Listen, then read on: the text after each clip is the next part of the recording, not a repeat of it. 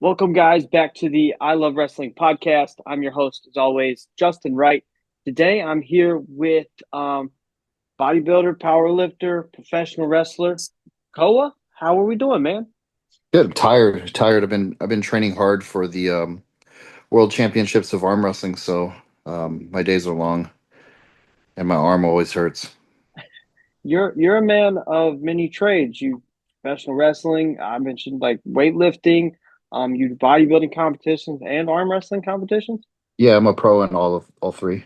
All three. Yep. You also do car shows and stuff like that, don't you? Yeah, my Corvette's a four-time national champion, and my truck's won two state shows. That's amazing. What's it like trying to balance all that? Wrestling, a business, fatherhood, like what's it like? Just there's no downtime. I like staying busy. I think a day where you just sit around and do nothing is a waste of a day. So if you were on your dying deathbed and God said, "Okay, I'm going to let you relive one of these days at random, and I'm going to throw you back at a random day, and that's the day you're going to relive." I'll relive something good, and I'll relive something that I cherish instead of just sitting around, not doing anything. I don't think that's a good day at all.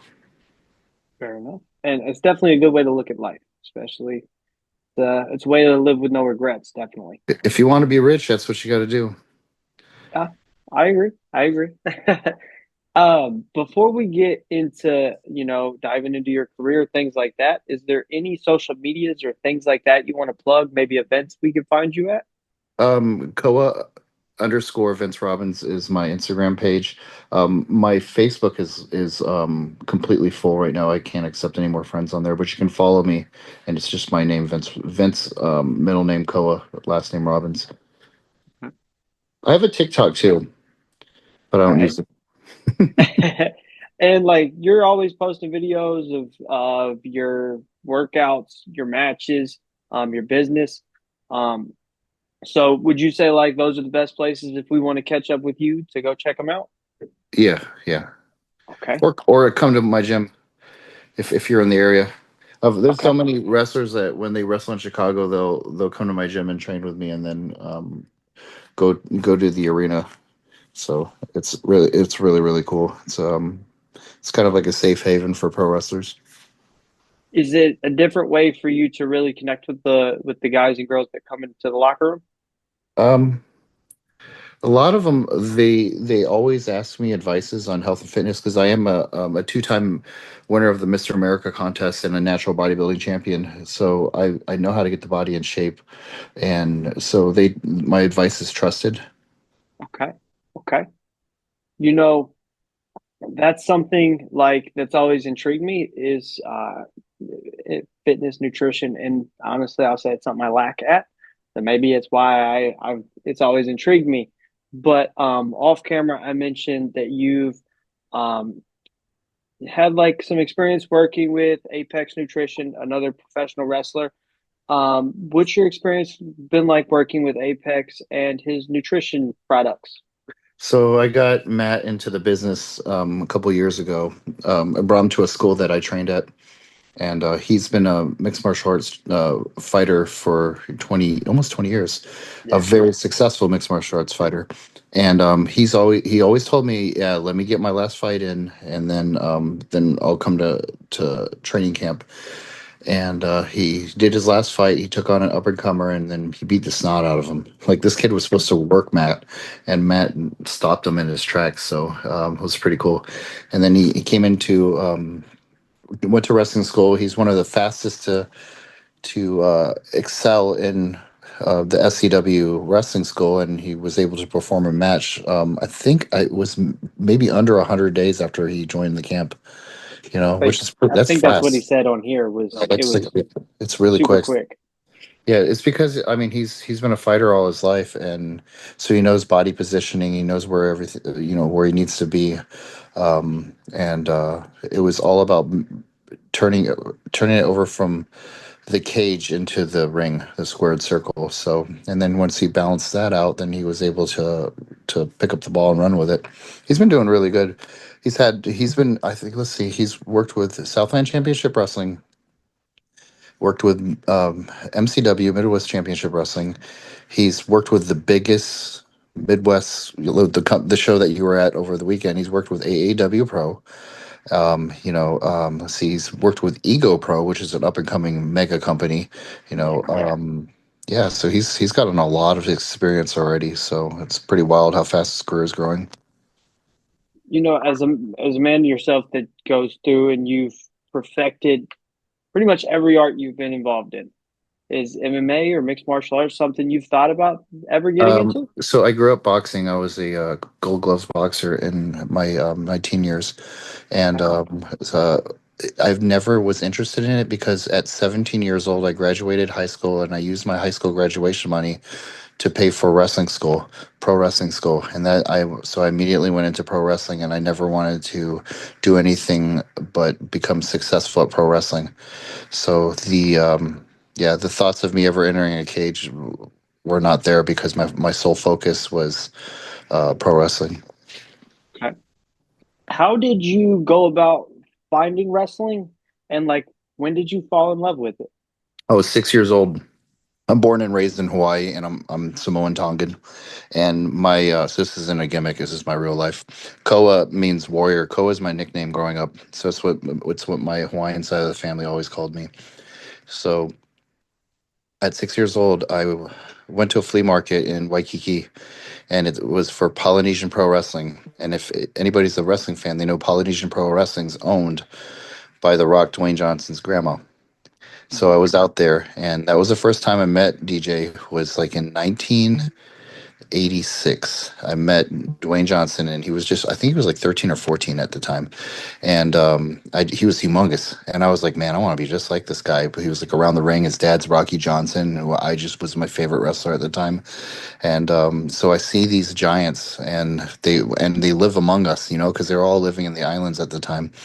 And I just fell in love with pro wrestling. Like I remember going to the flea markets and trying to buy all the VHS tapes of past pro wrestling events, and I'd watch them. So that's when my studying began. Guys like Jimmy Snuka like stuck out to me, of course. Hulk Hogan, of course, he stuck out to everybody. Jake the Snake Roberts was someone that I loved the way he was so methodical, and it's like he was an assassin, and so that whole world of pro wrestling was opened up to me at 6 years old, and that's why I couldn't wait until I graduated high school because I told my dad like way before I was like I want to give it a shot. He's like, well, at least graduate high school first because I was playing two sports in high school. I was playing football and baseball, and I had scholarships for both football and baseball in college, which I did end up playing college baseball for 4 years.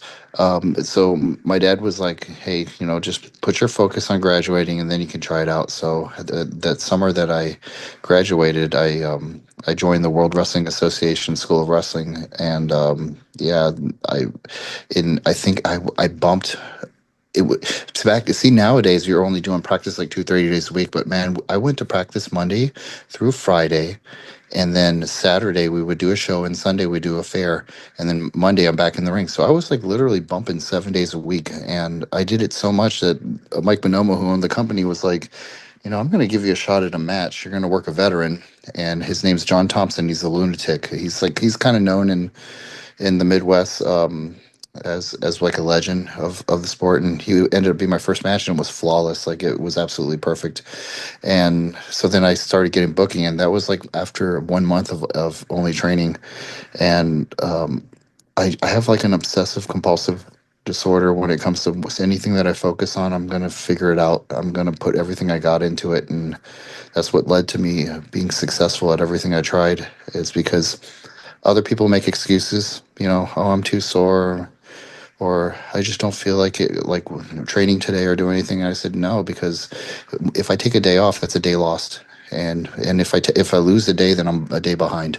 I don't want to ever be a day behind on anything. So I use that mentality to excel.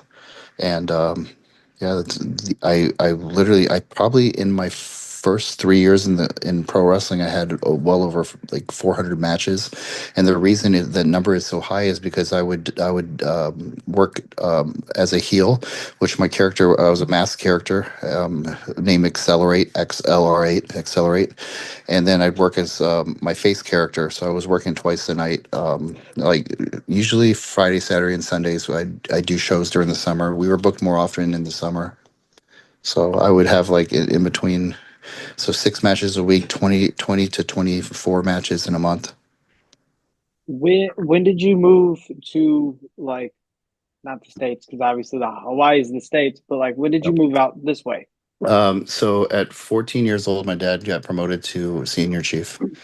He's in the Okay. Navy. And then we moved to Corpus Christi, Texas. And so I spent my freshman year in high school all the way through senior year in high school in Texas. And then after that, we came to Illinois. It's where my dad's from, and that's when I graduated high school. I drove up from Texas.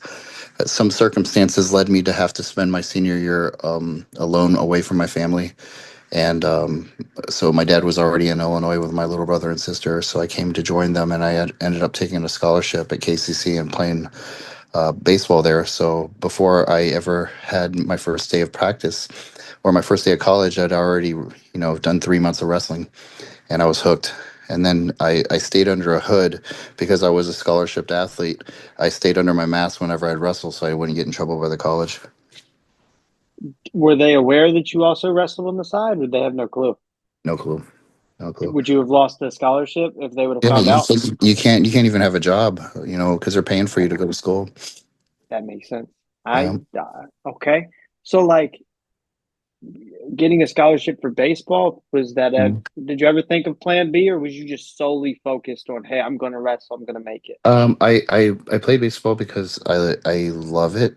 I love football as well, and because it's challenging, and um, I truly enjoyed the game. I never wanted to pursue it as a professional. I just wanted to play it and have something to do while I was in college. But whenever I wasn't on the field playing games, I was in that wrestling ring and performing. Because there's nothing like for me, there's nothing like getting into gorilla position, hearing your music come out, and then hearing the reaction of the crowd to a story that has been developed for 3 to 4 months. Like, when they first see you, they don't know how to react to you because they're like, who is this guy? But 3 to 4 months worth of work, now they kind of know what your character is, they know what your story is, and they're going to react to you a certain way. And like you saw at the AAW Pro show, I had recently turned heel, so the crowd was mixed. Like the crowd still remembers the Koa that used to come out with the lays and lay the crowd and give them hugs and spend time with the crowd and getting to know them and making them feel appreciated for coming to the shows. And then the new version of Koa is all about himself. So there was a mixed reaction when I came out, which it should give me another couple months and it should be solid booze. So if I'm doing my job right. Have you been babyface most of your career? hmm Okay. when I wrestle under a hood, it's I'm always a heel. My accelerate character is a heel. So which is super easy when you wear a mask because you just go for a handshake to the crowd. Nah, you flick them off. You throw this. It's like it's so easy to play a heel under a hood. But this version now, where you go from a beloved member of the cast and crew to like a hated member, it's going to take some time. And the adjustment, I'm fine with it. I like it. I'm having fun with it. You were in there quite a bit with Ego, who's quite the. Fuck that asshole. I I was don't like. about to say, you don't like him? No, he's my workout partner. So he trains at my gym with me. Okay. An You asshole. get tired of seeing him day to day? I don't want. Next time I see him, I kick him in the nuts. Is that something you guys plan for the future? Maybe a Koa versus Ego feud coming up? I'd like to get my lickings back on him. So Okay. all I Okay. did when I was in the ring, I said, "Hey man, you're my friend. I'm gonna help you win this rumble. It's gonna be you and me versus everybody else, and we're gonna do this together. All right? Put it there." And I shook his hand, and he shook mine, and I was so excited to take on whoever came through that curtain. Then he started beating the shit out of me, and I'm like, I did not deserve that. It You was know, nasty. while we're on the topic of the Chi-Town Rumble, like, what was it like being able to compete in a Rumble style matchup? And like, do you have future plans to do more with AAW Pro? I've been there 3 years in March, and I've never missed a show. So Okay, so you're dead. I'm a solid member of the cast. Got you. Okay. Um, I'm gonna trail back a little bit. So, getting into training, how did you go about finding the right training school for you? And like, when did you really know, hey, this is where I want to be. This is where I want to train. It's because it was proximity. It's by my house, so that's Okay. why I chose that school. And another like question, I've been interested, like looking at your social medias and stuff. Like, you work out all the time, and Every that takes a certain level of determination, a certain Mhm. mindset. When did you start forming your body and getting into fitness? Probably like 8 years old. Okay. So Yeah. like, it's been something that you've just done your whole life and it's part of you. Yeah, my mom and dad were super physically fit, and then my mom ran a GNC, so I nutrition and supplements I started very early in my life, and I've stuck with it. So one thing that people always know me, I never get a cold, I never get a flu, I never get sick. My fiance at the time got COVID. My daughter got COVID. I didn't get nothing. You know, it's not because I'm an alien. It's because I take care of my immune system. So my immune system fights everything off.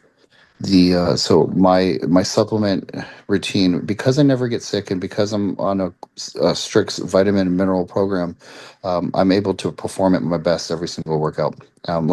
Today's workout, for example, we trained back and abs and we did around 2,400 reps today, and then I did an hour and a half of arm wrestling.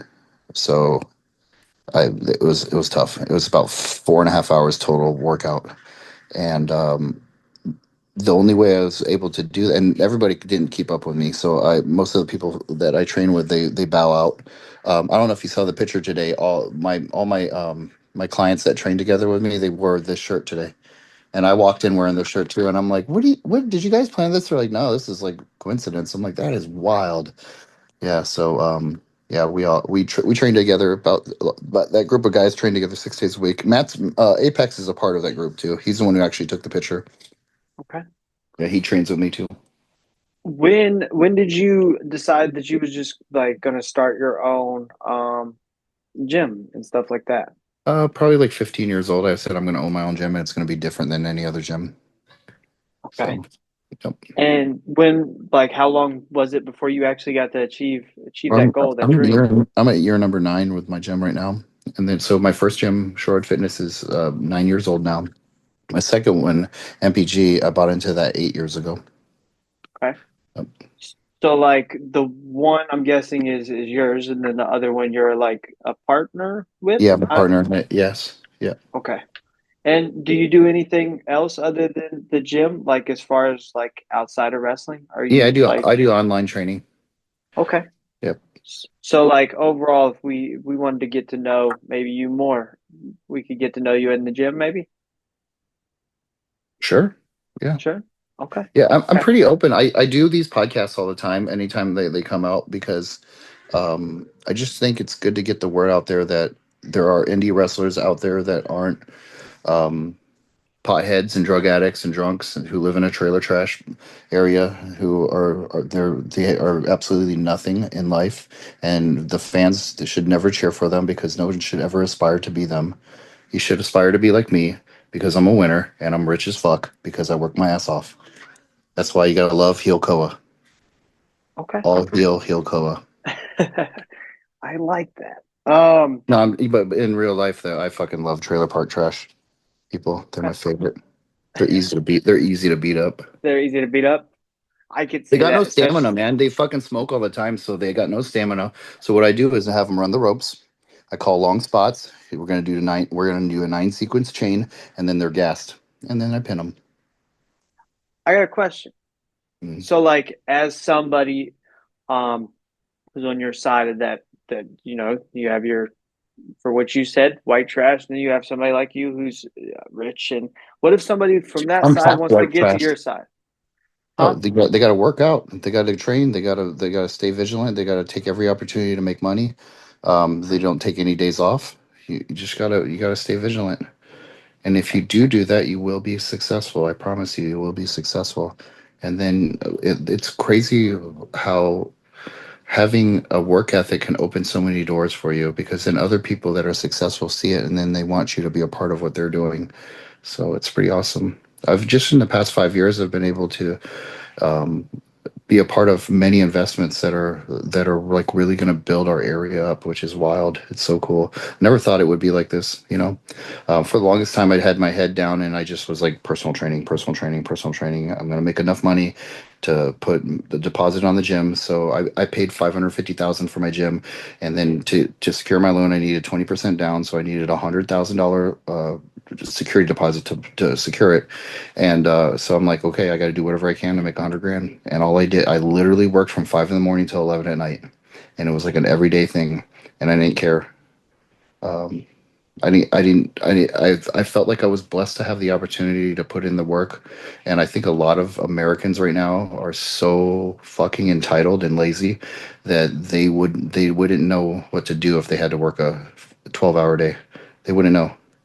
They're like, oh, I can't do this. Well, then you're stuck. Then you're gonna still live in your shit ass life. If you're not willing to put the work in, then you're never gonna accomplish anything. So I had to develop a mindset early, and I really developed that mindset from watching, you know, my dad. My dad was deployed in, let's see, started in Vietnam, then went to Korea, Desert Storm, Iran. Like he's been a part of like every fucking war, and I just watched this dude like survive, you know, and exceed in it. So yeah, it's pretty awesome. That so I definitely look up to my dad, and I developed my work ethic from him. And is that something that you try to bring to the pro wrestling table? Your work ethic? Sure, yeah, absolutely. But like you got to remember, so like the Koa that I'm at AAW isn't the same Koa that I was the weekend before at Dwight, where I come out there with Lays and I hug everybody and I love everybody. So it's depending on where the story at the company is, I sit down with the promoter and I'm like, where are we at? What are we doing? Where do you want this to go? I ask as many questions as I need and to get the answers I need so I can perform at my best. Because as performers, we're not guaranteed work at all. So what I want to do is show the promoters that listen, I'm going to promote your show, I'm going to sell tickets, and I'm going to do what you need me to do. You know, I don't care what it is. I don't like Sami Zayn's a perfect example of it. He did the match, the WrestleMania match, the Jackass matches, you know, and Mhm. for a lot of people they thought they were degrading, but he said that he felt like that was some of his best work, and I agree with it because it shit was so funny, and he took a bunch of people that weren't talented workers and he made them look good. So Sammy's awesome for that, and if a pro wrestler can embrace the opportunity given to him, it doesn't matter if they want you to come in and get squashed. Like, hey, listen. We're gonna ring the bell. You're gonna take a lariat. You're gonna get paid 1, 2, 3. Okay. So that's my job. Okay, how can I make this work for me? All right, I'm gonna do that. I'm gonna bump real hard. I'm gonna take the pin, and then I'm gonna go. I'm gonna stay in the ring. I'm gonna do a slow rise, and I'm gonna get the sympathy applause from the crowd, and then I'm gonna go to the crowd, and I'm gonna embrace the crowd, so that they would want to see me return and have another shot at a match, and maybe do better my next time. So these are all things that you have to think about when approaching all this. Um, it's just character work. It's like, dude, we're actors and stuntmen. That's all we are. That's all we are. And if we're given an opportunity to do something, you got to exceed on it. You know. What would you say is your favorite part of wrestling? Is it the character work, the stories? Like, what about it really drew you into it, and what do you like about it now that you're a performer? There's so many things that I like. I love the acting portion. I love doing promos. That's super fun. But there is nothing like holding the crowd in the palm of your hands. There's nothing like that. You know, getting to say your goofy chants and you know, taking them along for the ride, and then you know, having them at the end of the match say, "Man, I can't wait to see you perform again. When are you performing next?" And that's when I know I did my job, and it just feels good, you know. And let's be honest, we don't make shit for money. We make enough money to pay for our gas. That's all we're getting paid. So the fact that we're all doing this for gas money, and we're just looking for opportunities to hone our craft and get better. That's all it is. So every chance we get, we need to make the most of it. So it doesn't matter if I'm gonna work a show like I did last Sunday in Dwight for Defiant Pro, where I wrestled in front of like 70 people, or it could be wrestling in front of 20 people. It doesn't matter. Like, I'm still going to go out there and try to put my best performance forward, and I'm going to try to do something I've never done before, and see if it works in front of a live crowd. So it could be something that I say. Here's an example. I took a suspended top rope suplex. So brother got me up, held me up, and then he held me up on the second rope, and then I shout out, I can see my house from here, and then he fucking slams me. It got a huge reaction from the crowd because it's like, who says that? That's funny. That's I like that. So every time we get a match structured, I'm like, where can I throw? Oh, so I was wrestling. I was wrestling Homicide. Do you know who Homicide is from Yeah. ECW back in the day? Joe Yes. Alonzo. Do you know who Joe Alonzo is? Yeah, I was actually going to ask you about the Joe Alonzo homicide match. Okay, so me and Colby Carino Hmm. versus Joe Alonzo and Homicide.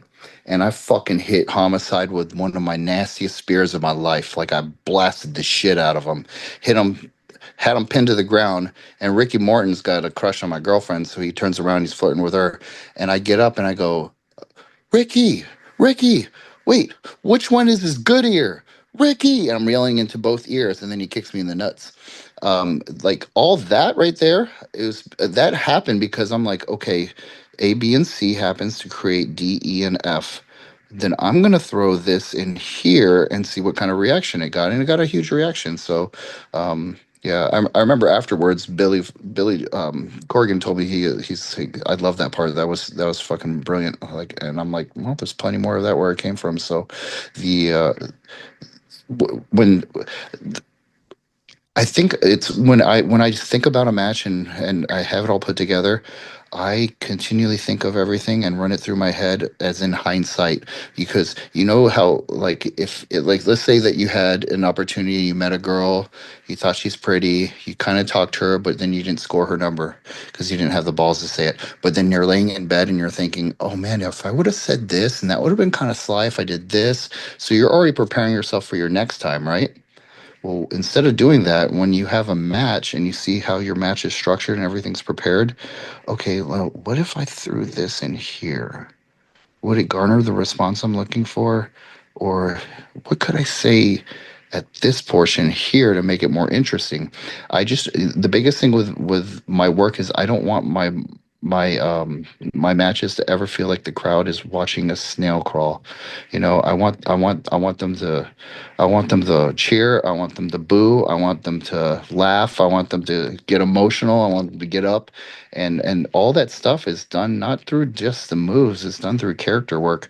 And one of the best people in the world at that, in my opinion, it's not just because we like share the same bloodline, is Roman Reigns. Is his character work, because he's constantly working the story in the match.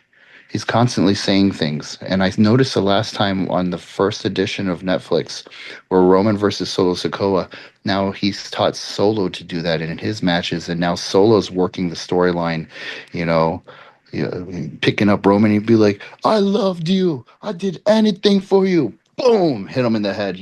That's the kind of stuff that gets the crowd like, wow, we're watching like true cinematic art right now. And That's speaking of Roman and Solo, is like their story is so diverse. Bloodline story is so diverse, and it goes so many different ways. hmm And you've brought up your kind of obvious relation to him. Is that ever something you would think maybe one day I could be part of this Oh man, that would be long? great. So I'm not a direct descendant of the Anawa'i family, but that's a small island, and there's not many Samoans in this planet. We are the minority's minority, you know. How many? It's it's wild because there's so many in pro wrestling. But the reason there's so many in pro wrestling is because they had ancestors that taught them well, like Peter Maivia, High Chief. They had ancestors to look up to, like The Rock, Dwayne Johnson. And still it's still happening to this day. One thing that people don't even realize is like Dakota Kai from Damage Control. Hmm. She's Samoan. Okay. Nobody even realizes that. And like the whole like Nia Jax. So there's a lot of really really cool Samoan wrestlers that have made it to the highest level. If I had an opportunity to do something like that, I would shit myself, like literally, because I don't I it's never been a goal for me to make it to the WWE. It's been a goal for me to be the best at the company that believes in me. And if that one day leads to something like that, that would be amazing. But you never know. Do you think like a WWID system could help you get there quicker? Yeah. Well, yeah, because they have like we're working with ID guys right now in AAW Pro. Yep. So yeah, as you saw, I think we had like three of them there. I know One time. Cappuccino Jones and then Yeah. Aaron Roberts. Yeah, and then there was one girl that was ID'd. There was a girl there too. Yeah, I don't remember her name. Yeah. That's amazing. Yeah. Have Yeah. you have you do you have any insight for what that looks like? No, it's so new, and like I said, my focus is so much on being the best character that the company needs me to be, that I don't even pay attention, honestly. I've had great matches with like WWE Hall of Famers, up and comers. Like I had a really good match with Brian Pillman. Well, he's Alexis King now, and th- that was a lot of fun. And the cool thing about it is that he's so young, but I still learned from him. And what I learned was how his pacing is. Like he likes to pace his match differently, and I really enjoyed it. I thought it was genius. You know, um, I think by doing things like that, it's those challenges and putting your best foot forward. You're only going to get better. I had a great match with Thrillbilly Silas Mason Hmm. in the NWA, and it was supposed to be a squash match, but he goes, "No, man." He goes, "I want you to fucking fire up and give me hell." So I did that, and it was a lot of fun. And the same thing when I got to wrestle NWA. At the time, he was the world television champion, Thomas Latimer. I believe I was the seventh win for him, so that he can take on EC3 for the world title. I got to work a match with him, and Latimer let me structure a lot of that match, which I was like, dude, thank you so much, and it turned out great. It's one of my best work. Yeah, so I think anytime I get the opportunity to work with someone that is super uber talented, and if it's like an ID guy, which then that means the WWE's got their eyes on them, that means their work's going to be seen. So if I put my best foot forward, then their work's going to be seen with me, and you never know what can happen. So I think anytime we get to work with someone who's got eyes on them, yeah, that's a challenge I definitely want. Speaking of something that might have been a challenge, is during your time at the NWA, you got to work with Hall of Famer Ricky Morton. Hmm. What was it like working somebody the caliber of Ricky Morton, even at his age? And like, what was the feedback you got like post match? Oh, love you, baby. That was so good. I had so much fun. Thank you for keeping me safe. That's it. That's And it. then it was literally like anytime we were on the road, I would go sit with him. I call him coach. I just sit there and listen to him talk about stories, talk about in-ring performances, and he's such a cool dude. There's nobody can say a bad word about him because he's just such an awesome dude, and he's having a blast at his age. I've heard some people say he should retire, and I said, listen, if you were in his shoes right now, you wouldn't retire because he's got such a love and a passion for this business, and he can still go. Why would you retire? Just keep fucking going, rock it till the wheels fall off. Like, what else you got to live for? Fucking sitting on a porch watching the sun come up and the sun go down? That's fucking boring. Like, go out fighting. Like, go out Yeah, living your dream. Like, go out with a passion. That's how I want to die. I definitely like if we weren't living in this society right now, I want to die fighting. Like, I don't want to die an old man in a bed. That's terrible to me. sounds That's a like a horrible terrible thought. idea. And like my grandma died at 97 years old, right? Mhm. 97 years old. She's been blind already for about 20 years. Her hip was broken. She broke her hip fucking square dancing with my cousin. Yeah, so she could barely walk, barely see, and she's like just like every time I see her, she's like, "Good Lord, take me home," because she didn't want to be around. Like I wouldn't want to be around at 97. Hell no. Like absolutely not. There was I don't know if you know Dr. Kevorkian, and he got into a lot of issues in the 90s and early 2000s because he would aid in people dying. He would help people die. I've heard of it. Yeah, and I I've don't heard of think it's him. I definitely don't think it's a bad thing at all. Um, yeah, I think we should all be able to choose when we want to go, you know. But that's just me. I think that's truly freedom, you know. Someone telling you no, you can't die. We're gonna put you in a psych ward now, and you're gonna stay here until we figure out why you want to die, and then that makes sure you don't want to kill yourself. That's to me, that's not freedom. That's not freedom at all. Why would you want to do that? It's nuts. But I'm half that age, so maybe when I get to the age, I'll think differently. Okay. Somebody that I believe you've had the opportunity to work with is Ricky Morton's son. Am I Yeah, correct? Carrie's cool. Yeah. Is he anything like his father?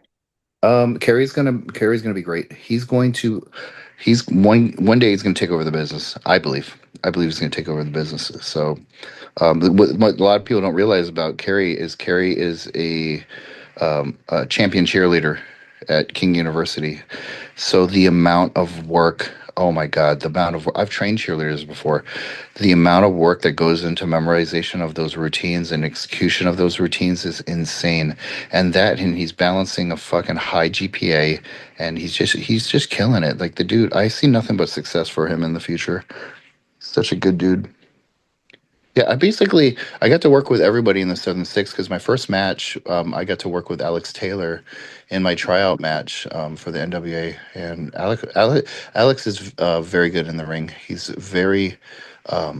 footwork's really good. His execution of his moves is excellent. Um, he's a lot of fun to work with. I'm trying to think like right now. I don't think I got to work with Blake Troop. He was fun.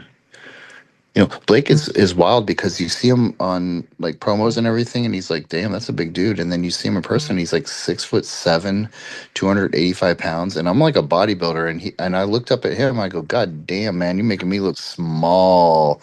Like that was wild. And then I'm like 5'10" and fucking with my boots on, 5'10", and I weighed like 220 at no 215 when I got to wrestle him, and he made me look so tiny.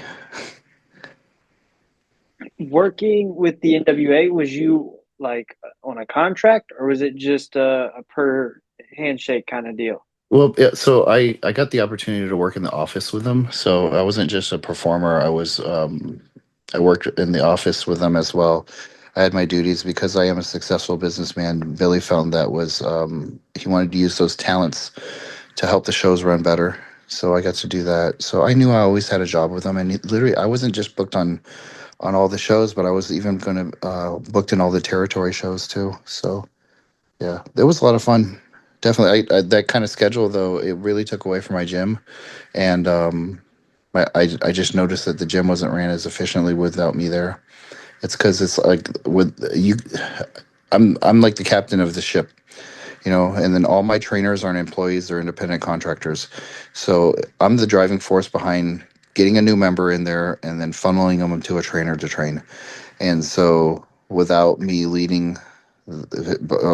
performing that task, I did see a great drop in numbers, and I literally can't allow my gym to fail because then I'm done. And um, although I love pro wrestling, I love it, love it, love it. It's not going to be something that I'm going to be able to do forever at the level that I want to do. Like I don't think I could do what what Ricky Morton does. I need a shoot job to support my lifestyle. I have a very expensive lifestyle. I have a very expensive house. I've got lots of cars, and yeah, so I have a lot of money I need to come up with every month to make sure that everything's still cruising along. And pro wrestling right now can't pay all that. There's no way. Is, working with the NWA, whether in a talent capacity or in a backstage or office capacity, something you'd ever consider going back for?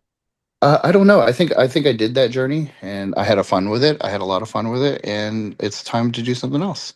So my big thing is I love AAW Pro, and I really believe that th- this company is on the verge of exploding. Like we're looking for bigger venues already, and I know the last one from talking to the one of the owners was packed. They couldn't get no more.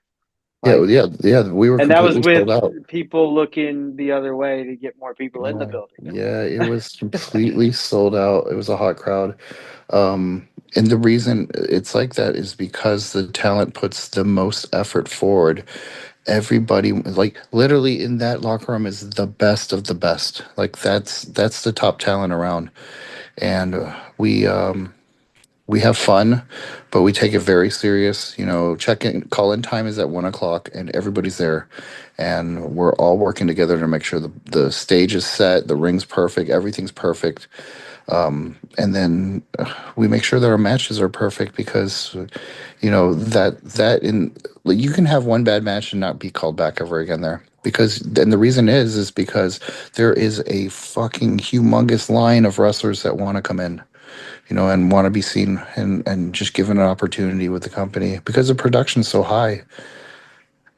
I see AEW Pro being a really successful, catering to crowds in the thousands in the very near future. So it's all about getting the right venue that will work with us and allow us to do what we need to do because a lot of venues don't like pro wrestling inside their venue because they align it with fighting and they're Yeah, worried that the crowd will fight. I'm like, man, because it at mixed martial arts shows, the crowds get into fights. I've been to so many of them, and the crowd will start fighting each other.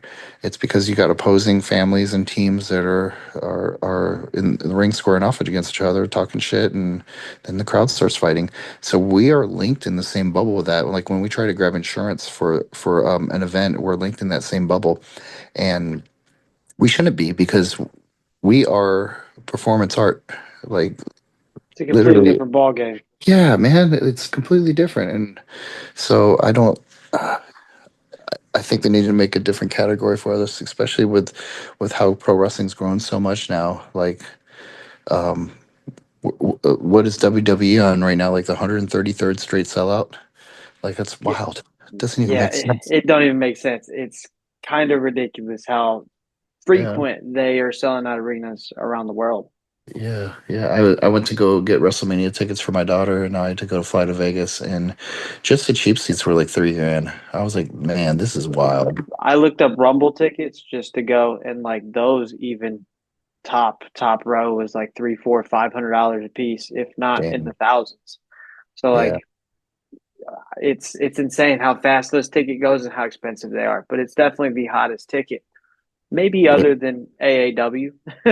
Oh, well, you've seen it firsthand. I tell like so every show. I think I sold 22 tickets to the show. That's why you Okay, saw like all the people with these shirts on that were there, and they were all screaming for me.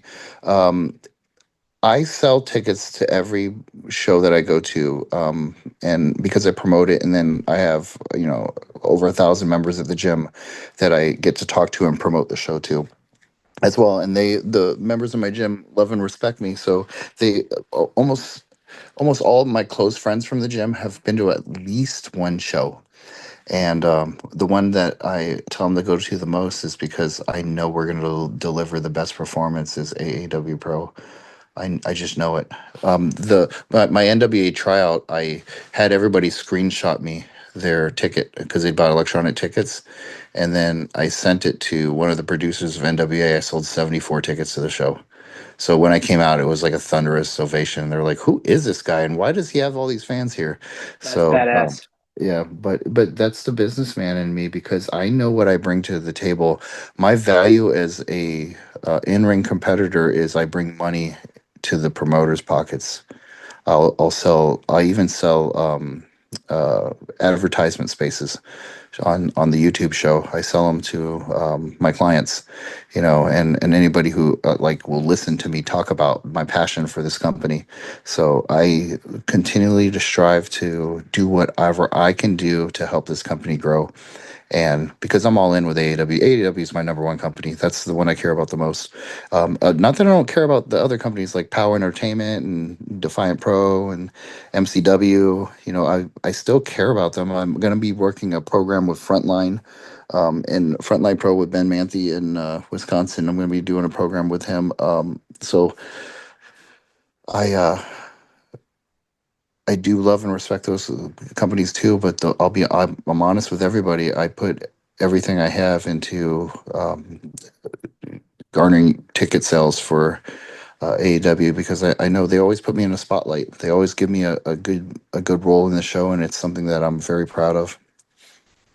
Do you think there's a hotter ticket on the independent level than, anything in the Chicago independent scene?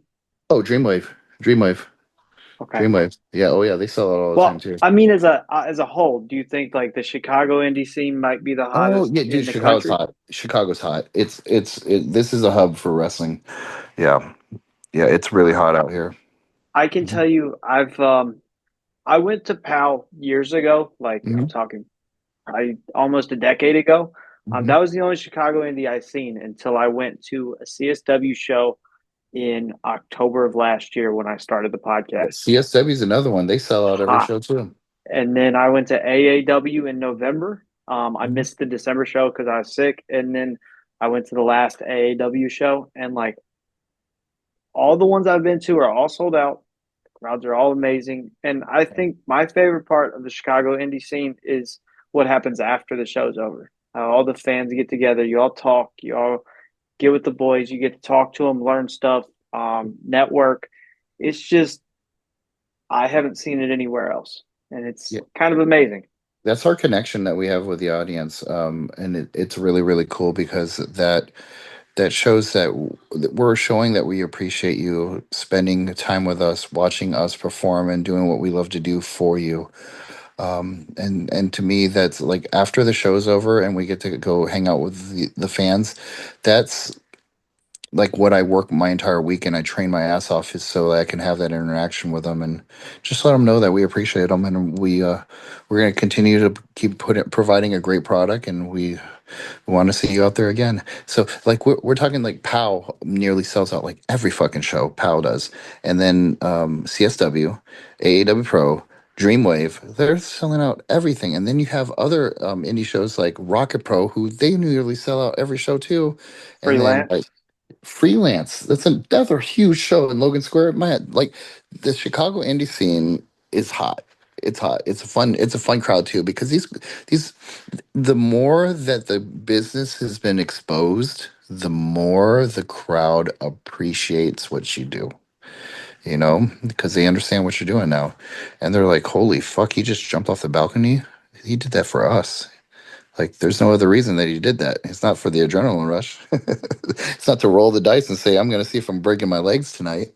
Yeah, they do it for the crowd. Yeah, they do it for the pop, for the reaction. Going, we're at the cusp of the beginning of 2025. We're a month in. What would you say like Koa's biggest goals are, whether it's in pro wrestling or if it's in life? So it depends on what company we're talking about. Okay. So, like, example in Defiant Pro, I'm chasing the tag team titles right now with Mike Anthony, who's Okay. like a fucking legend in the sport, and he's like he's hand selected me. He said, "I want to work with you." And I'm like, "What? Me? Sweet." So that's a title there. Then AAW Pro, it's just to continue to develop my character. I'm going to start a feud really quick. I can't say with who because we just filmed the promo stuff and it hasn't been released yet. I'm going to start a feud with a very talented wrestler that I have nothing but admiration and respect for. It's not Ego. I'd like to work with Ego. I want to. And Ego, I've told him. I said I want to work with him at least, before our careers are over because he looks a lot older than me. He does. Yeah. Hi, Ego. But he's younger than me. So Okay. Yeah, so I don't know how much longer he's going to be able to do this, especially when he has guys like me chasing after him. Yeah. Koa, So, and then in life, I am competing at the Arnold Schwarzenegger Fitness Classic, February okay, 28th through March 4th in the World Championships of Arm Wrestling. So I'm going to take this gigantic left arm right here. You see this fucking arm? Strongest middleweight arm in the world. Maybe. We'll maybe. find out. Maybe. Undefeated. I've never lost left-handed, so Okay. we'll see. Not in the middleweight division. I've been pinned by super heavies. My coach Bull Hubber is a super heavyweight, and yeah, he's hard to pin. So You know, we've talked a lot about, you working with older guys, learning from them. Is there any advice that you typically give somebody younger that walks into a locker room? yeah, you gotta work on your physique because when you work on your physique, that'll mean you work on your stamina. That means you take more pride in your performance and your presentation. Um, Not everybody's got to be a bodybuilder, but it helps. It definitely helps. And then it's just gonna make you perform better in the ring. So that's step one. And then food is fuel. So eat to fuel your body. Don't eat to fuel your the fat kid that lives inside you. So it's all about your nutrition, your exercise. I believe it's so important because it's opened so many doors for me in life, and not just wrestling but in other aspects of life. When I go to a business meeting and I'm looking to acquire possibly purchase a business, and I'm in shape, I automatically walk in there and I command respect. I give a firm handshake, and I just let people know by looking at them dead in the eyes, you're not gonna fucking scam me. I'm coming in, and you're going to respect me, and we're going to do good business together. Now, and then you can vice versa. Some guy comes in, weighing 350 pounds. He's got stains all over his shirt. It's like, do you want to do business with that guy? Fuck him. You don't even know he's going to live another week. So, yeah, take care of yourself. Take care of your fitness. And that's not just heel Koa talking. That's just like that's just logical human being talking. Take care of yourself. You got one body to live in for the rest of your life. If you want to make the rest of your life the best of your life, if you want to make the rest of your life good, worth living, then take care of yourself. And it's always just put the fucking fork down. Stop eating the shit. Stop eating like you got to eat chips every day. You got to drink pop every day. No, you don't. No, you don't. Stop living like that. Okay. Oh, now I sound like I'm talking to my clients. Koa, I just want to say thank you. This was a great time. Mhm. Um, I wish I had a little bit more time. I keep you on here a little bit longer. Yeah. Um, but I got to keep the ball rolling. Maybe we can get you on here for part two. Why And don't maybe we why don't we do one in live and in person at the next AEW Pro Show? That'd be a lot of fun. sign me up. I've never done one live. So, Yeah, it'll be fun. Yeah, yeah, because I'm gonna at that same show I'm doing with Sean for PWE, Pro Wrestling okay. Enforcer. I'm gonna do one live there too because and it's gonna be a really good. It's gonna be the April 12th show. It's gonna be a really good one because then we'll know if I won the World Championships of arm wrestling, and I'm gonna use it as a gimmick. I'm literally gonna bring the trophy out there and be like, yeah, strongest left arm in the world. Okay. So No, yeah, I'm excited. Sign me up. I'll talk to you. I can talk to you March 12th. I appreciate it, brother. All Yeah. right. I'm looking forward to it, and I'll see you soon. Aloha. Love everybody. All that heel shit is just character work. Just, that's my disclaimer. That's my disclaimer. Gotcha.